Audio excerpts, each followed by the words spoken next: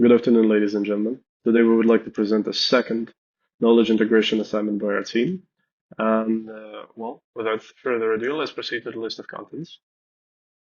Now, first, I would introduce the article, its author, and its main points. Then Han will tell us about the HBR 100 articles that we found relevant. Alice will take us through the factfulness principles that we identified, and Selena will close down with the critical reflection. So the article we're working with is an article by Neil J. Kennett, and it's called Tyson Foods to Stop Using Corn Syrup in Productions in the US by the End of 2025, published on 15th of September of 2025. Now, the article is not long itself, but we think there's a few main points that we should highlight attention on.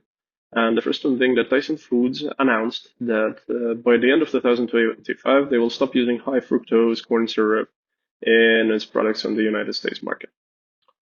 And the article reports that food companies seek alternative ingredients in response to Health Secretary Robert F. Kennedy Jr.'s Make America Healthy Again campaign. As an example, Coca-Cola decided to introduce a cane sugar sweetened version of Coke in the United States. Tyson Foods will also stop using sucralose, titanium dioxide, and synthetic antioxidants, BHA and BHT, in the brands like Jimmy Dean and Hillshire Farm, while article and Tyson representatives explicitly note that all of these ingredients are still allowed and approved by FDA. Now, the move follows the company's removal of petroleum-based synthetic dyes that has been taken earlier this year. And in the end, we have a quote by Alex Jarembeck, senior analyst at Consumer Edge, that states that clean label moves tend to reduce buyer friction. Now, Han, please proceed. Now I'm Han. We'll talk about the connection between our article about Tyson's food to the HBR 100. So the first lesson that we take from is from Marketing Myopia from Theodore Levitz. He's stating that companies fail when they only focus on selling products instead of understanding what customers truly value. Successful companies adapt to changing consumer needs and expectations. So this applies to Tyson Foods. We can see that the Tyson's decision to remove high fructose corn syrup and other artificial ingredients from its US products show that the company is paying attention to what customers want: healthier, more natural food. So this change demonstrates that Tyson's understand the shift in consumer priorities towards wellness and transparencies, not just convenience or price. The next one is from the article Disruptive Technologies Catching the Wave from Joseph L. Bower and Clayton M. Christensen. So the key idea from this chapter describes how small changes or innovations can eventually transform entire industry.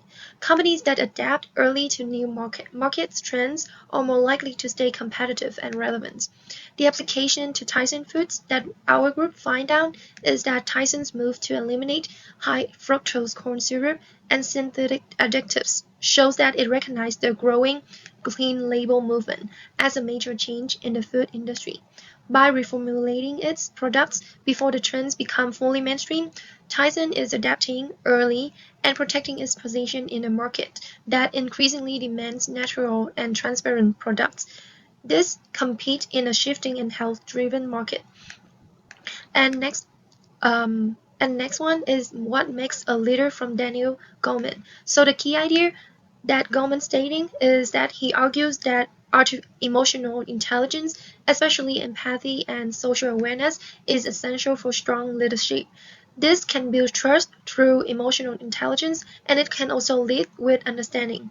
Leaders who understand people's emotions and values can make better decisions than earn trust. And applied to Tyson's Foods article, we can see that Tyson's leaderships show their empathy by listening to consumer health concerns about health and artificial ingredients. By taking action to remove these additives, the company demonstrates awareness of public expectation for cleaner food. This emotionally intelligent decision help strengthen Tyson's relationship with consumers and support a more trustworthy brand image, which can build their trust and also the brand reputation. Hello everyone, my name is Alice and today I'm going to present about the factfulness principles, which is negativity, fear and urgency. Firstly, we have negativity instance. People notice bad news more than slow, steady progress. A headline like "Remove HFCS" can make it sound like Tyson's pet products were unsafe. So the bigger picture is a years-long clean label change, not a one-day change. And what is missing in the article? Change over time for added sugar, before or after recipe by brand, and voices outside the company like shoppers or retailers. This doesn't kill the news. It calms hype and asks for the proof over time, multi-year data, audited label snapshots, and independent test tests to build the trust. Secondly, we have fear instance. Fear makes us think in black and white.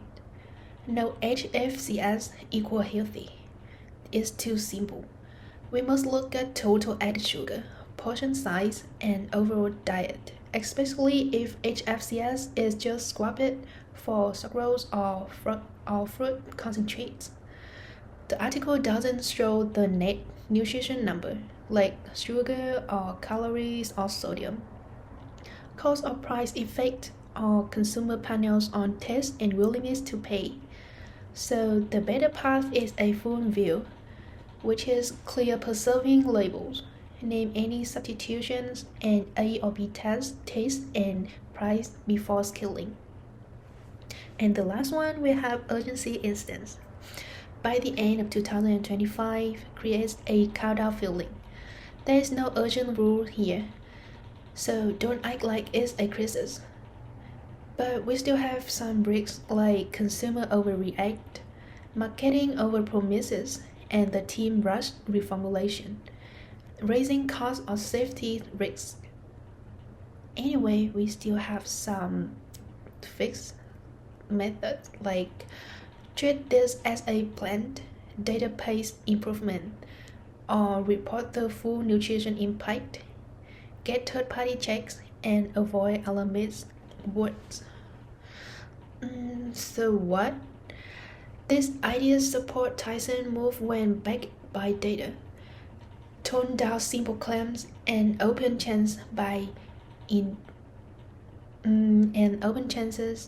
transparency, testing, and clean label branding. Now, I will hand it over to Selena, who will present step 4, critical reflection, weaknesses, blind spot, and missing context. Thank you.